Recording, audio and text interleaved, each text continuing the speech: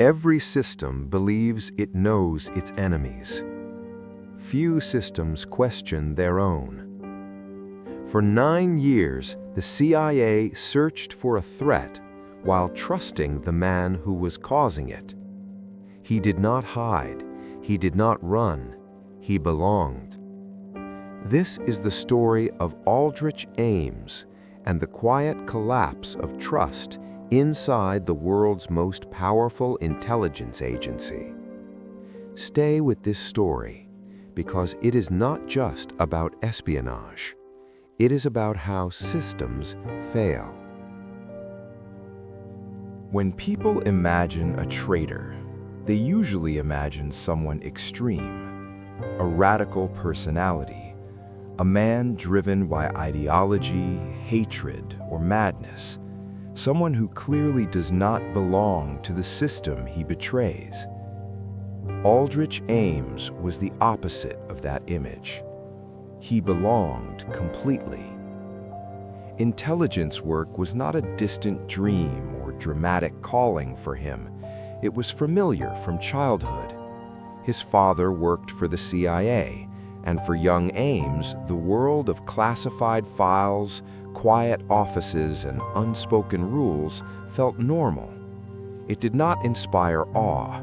It did not inspire fear. It felt routine. After college, Ames joined the CIA almost by inertia. There was no powerful sense of mission, no burning patriotism, and no grand ambition. It was simply the next logical step in a life that was already moving in that direction. From the very beginning, Ames was unremarkable. Inside the agency, he was never considered exceptional. He was not known for discipline or brilliance. His supervisors often described him as average, sometimes careless, sometimes unreliable. He missed deadlines. He showed poor judgment. He struggled with alcohol and personal instability. His career advanced slowly and without distinction. This was not a man destined for leadership. But he was also not a man anyone feared. Ames worked primarily as an analyst focused on Soviet counterintelligence. This role placed him deep inside the informational core of the CIA. He had access to sensitive reports, internal evaluations, operational plans, and most critically, the identities of Soviet citizens secretly working for the United States. He was not a field officer. He did not carry a weapon. He did not run dramatic operations. His power came from knowledge, not action. And knowledge flows quietly. Large bureaucratic systems depend on trust. They rely on the assumption that people who look ordinary, behave predictably, and come from within the institution are loyal. Ames fit perfectly into this assumption. He blended into the background, where familiarity becomes a substitute for scrutiny. Over time, dissatisfaction began to grow inside him. Ames felt underpaid and underappreciated. He watched colleagues rise faster than him and earn more money. He compared his modest lifestyle to theirs and concluded that the system was unfair. In his mind, he was not failing. He was being denied what he deserved. At the same time, his personal life was deteriorating. A failed marriage, increasing debt, and constant financial pressure created a sense of quiet desperation. The life he wanted felt permanently out of reach, and legal solutions seemed painfully slow or impossible. Still, nothing about him triggered serious concern. He passed security reviews. He maintained his clearance. He came to work every day. This is the most unsettling part of the story. Before Aldrich Ames became one of the most destructive spies in American history, he was simply another familiar face inside the CIA. A trusted employee, a man who belonged. And one day, sitting behind his desk, surrounded by secrets, Ames made a decision so small it left no sound. He decided that loyalty was negotiable and that information could be sold. No one noticed that moment. No alarms were triggered. No warnings were issued. But from that point on, the damage was already set in motion. Betrayal rarely begins with ideology. Much more often, it begins with resentment. By the early 1980s, Aldrich Ames was deeply dissatisfied with his life. His career at the CIA felt stagnant. Promotions came slowly. Recognition almost never. He believed his work was more important than the agency admitted, and his salary, in his view, was an insult rather than compensation.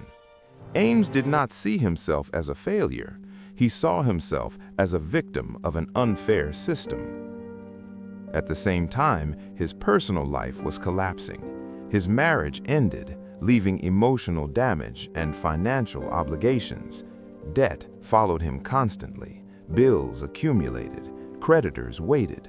The quiet pressure of money became impossible to ignore. Then came a turning point. Ames married a Colombian woman whose expectations of life were far more expensive than his government salary could support. She wanted comfort, travel, status. Ames wanted to give her those things, not gradually, not someday, but now. The gap between what he earned and what he wanted grew wider every month. Instead of adjusting his lifestyle, Ames adjusted his thinking. He began to rationalize. The CIA had access to his time, his loyalty, his secrets, but not, he decided, to his silence. He told himself that the agency undervalued him, that it wasted his talent, that it owed him more than it was willing to pay. This internal shift mattered more than any external event. Ames did not wake up one day and decide to betray his country. He slowly convinced himself that betrayal was reasonable, that it was fair, that it was justified. In his mind, he was not committing a crime, he was correcting an imbalance. What makes this moment chilling is how calculated it was. Ames was not impulsive, he did not panic, he did not act out of desperation. He analyzed his position calmly. He knew exactly what he had access to. He understood the value of information and the risks involved. And then he made a choice that separated him from the world he had always known. Aldrich Ames decided to approach the enemy on his own terms. No one recruited him, no one pressured him, no one threatened him. He prepared documents, he selected information, he chose what to sell. The initiative was entirely his. This decision marked a point of no return.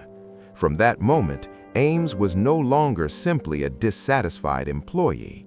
He became something far more dangerous, a willing traitor with deep access and no ideological constraints. He was not loyal to another country. He was loyal only to himself and the life he wanted to buy. Money was no longer just a problem, it became the solution. And once that solution presented itself, Ames did not hesitate. The CIA had trained him to understand threats from the outside. It had not prepared itself for a man who believed betrayal was a financial strategy. In the next stage of his story, Aldrich Ames would take his decision out of his own mind and into the real world, walking directly towards those who were willing to pay. And when he did, the consequences would be immediate, irreversible, and deadly. In the spring of 1985, the Cold War was still very much alive. The United States and the Soviet Union were locked in a quiet, relentless struggle for information. Intelligence failures were expected. Total collapse was not. In April 1985, Aldrich Ames made a decision that would cause exactly that. No one recruited him. No one threatened him. No one pressured him over time. Ames acted alone. He walked into the Soviet embassy in Washington, D.C., fully aware of what he was doing and fully aware of the consequences. For a CIA officer, this was one of the most dangerous actions imaginable. Approaching the KGB voluntarily was not a mistake. It was treason in its purest form. Ames came prepared. He carried documents containing some of the CIA's most sensitive secrets. Among them were the identities of Soviet citizens secretly working for the United States, long-term assets embedded deep inside Soviet military and intelligence structures. These were not speculative leads. These were confirmed agents whose survival depended entirely on secrecy.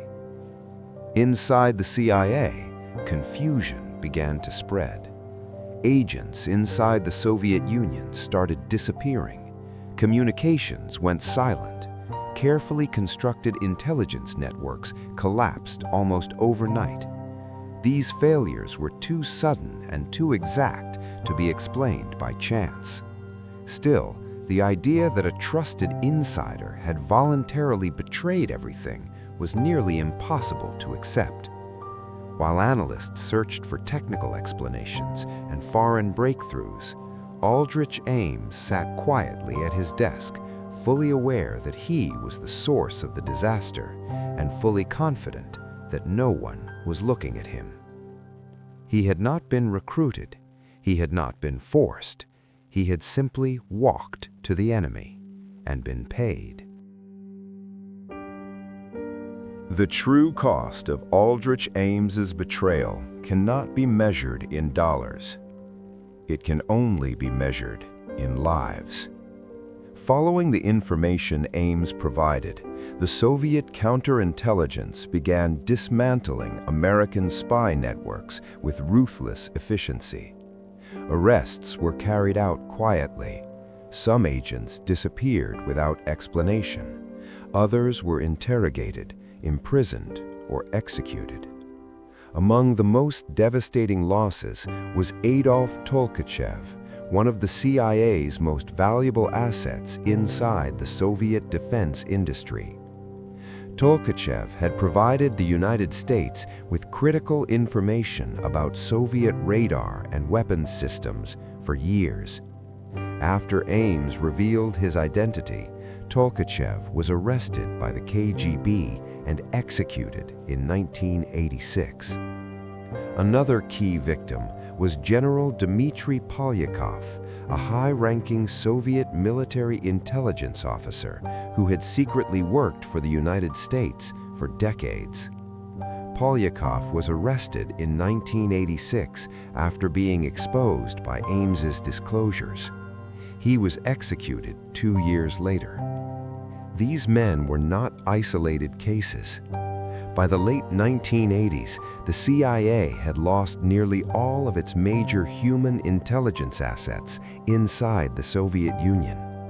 Operations that had taken years to build were erased in a matter of months. Intelligence pipelines went dry. Trust evaporated. Inside the CIA, panic set in. Senior officials understood that something catastrophic had happened, but they struggled to identify the cause. Investigations were launched, but they focused on the wrong explanations. Analysts blamed surveillance technology, compromised communications, or advanced Soviet counterintelligence techniques. The most obvious explanation, betrayal from within, remained largely unspoken. This hesitation proved disastrous. While investigations stalled, Ames continued operating. His payments increased, his confidence grew. He bought a large home, drove luxury cars, and spent freely. He paid for major purchases in cash. These were not subtle changes in lifestyle. and yet the system did not act. Security protocols relied heavily on trust and self-reporting. Ames explained his wealth as money from his wife's family and overseas sources. These explanations were accepted without aggressive verification. No urgent financial audit followed. Meanwhile, the damage became irreversible. By the time the Soviet Union collapsed in 1991, the CIA's intelligence capabilities in Russia had been nearly destroyed.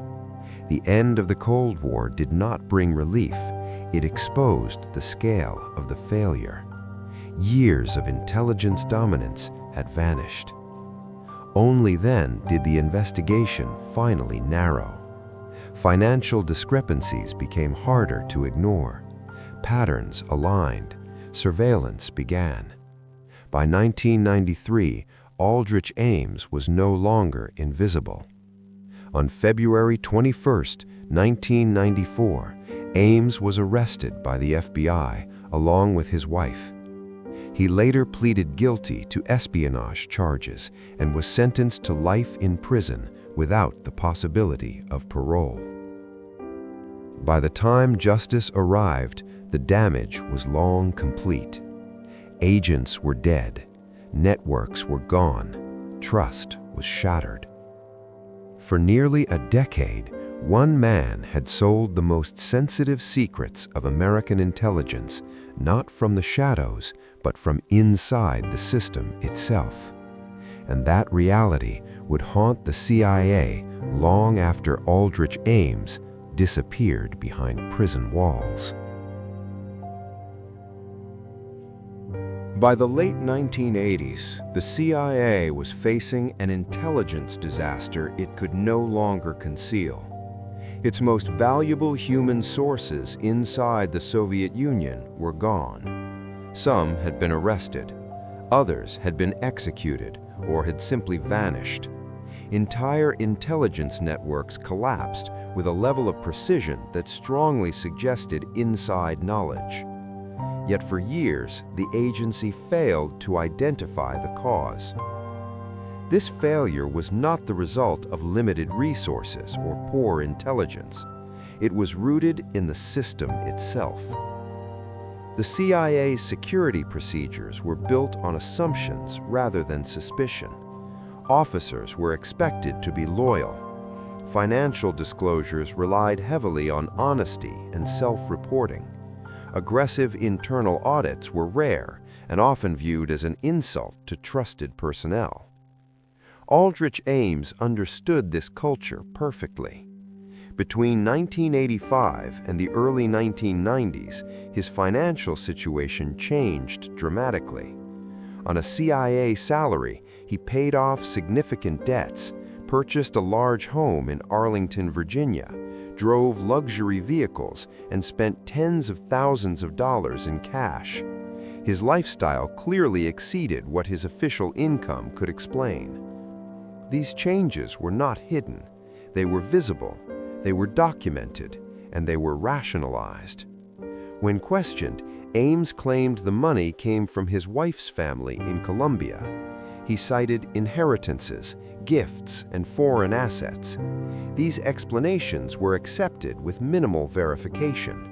No serious forensic accounting followed. This was a critical failure.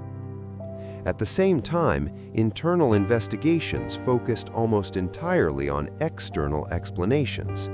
Analysts blamed improved Soviet surveillance, compromised communications, or failures in tradecraft. Some suspected multiple spies.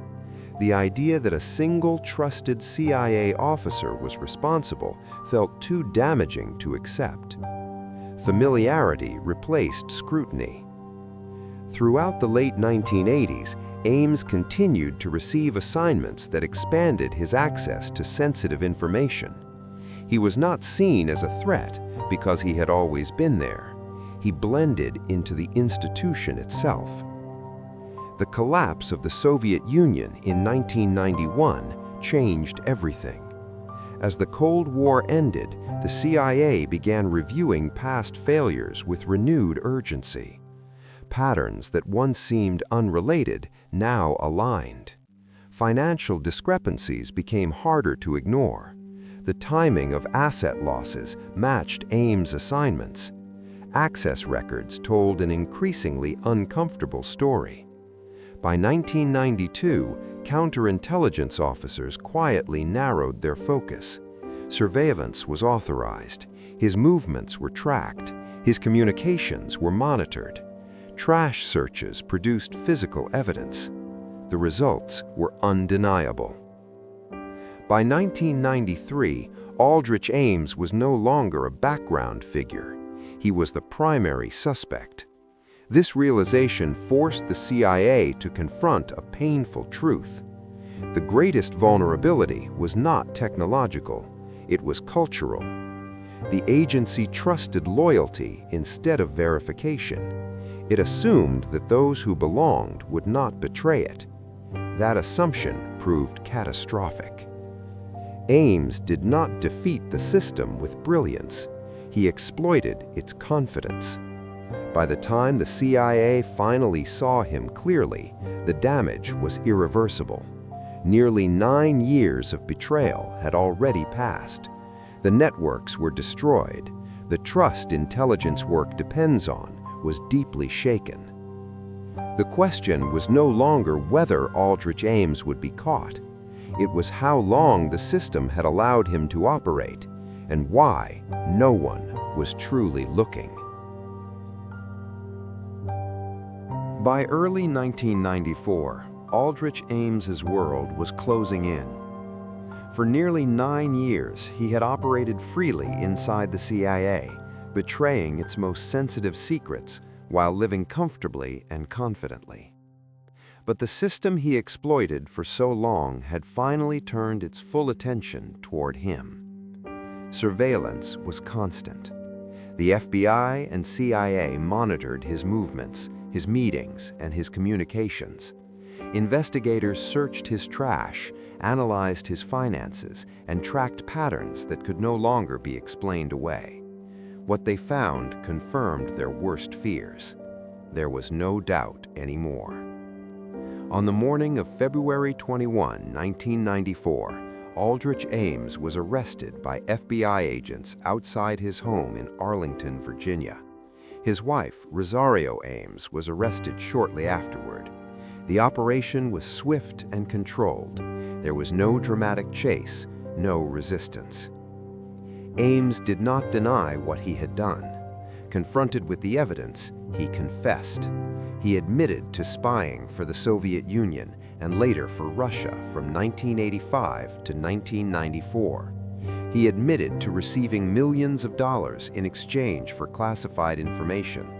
He admitted that he had knowingly exposed American agents, fully understanding that many of them would be arrested or executed.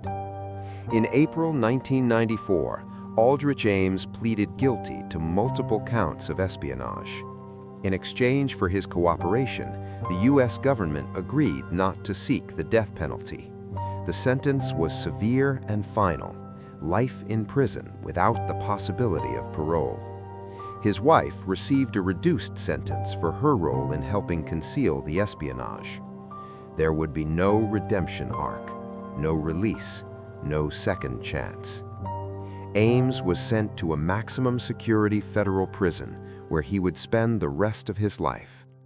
Inside the intelligence community, the arrest triggered shock, anger, and deep embarrassment. The scale of the failure was undeniable. One man had destroyed nearly the entire CIA human intelligence network inside the Soviet Union and Russia.